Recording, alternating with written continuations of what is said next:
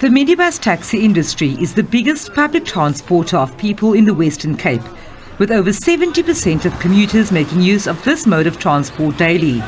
But the industry has been fraught with instability due to, among others, warring associations, discord over the issuing of permits and violence for decades.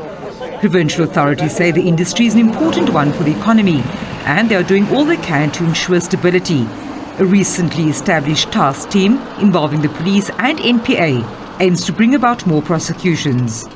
Of 555 incidences, even from the response that SABC gave us as late as yesterday afternoon, 2019, 2020, 0 prosecutions. In some cases, 0 arrests. It is not acceptable. And that is why we started a task team specifically focused on assisting SABC and the NPA in dealing with prosecutions.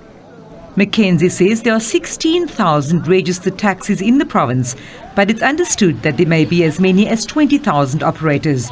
Authorities say the allocation of permits and routes, which the industry has cited as a challenge, is being addressed by a separate task team. There's been successes. We've just, over the last 2 weeks, released the permits on the Brackengate route. That has been a contentious issue. So that has removed tensions from that particular route. But that doesn't mean the individuals that committed the crimes of the last few years must get away with it. It doesn't mean because permits and routes has been formalized, individuals who killed Ms. Bailey, as you mentioned, must get away with it. Santaco, the umbrella body for taxi associations in the province, has welcomed the establishment of the task team. It's appealed to its members and the public to remain calm as the various role players work to stamp out violence. The province is assisted.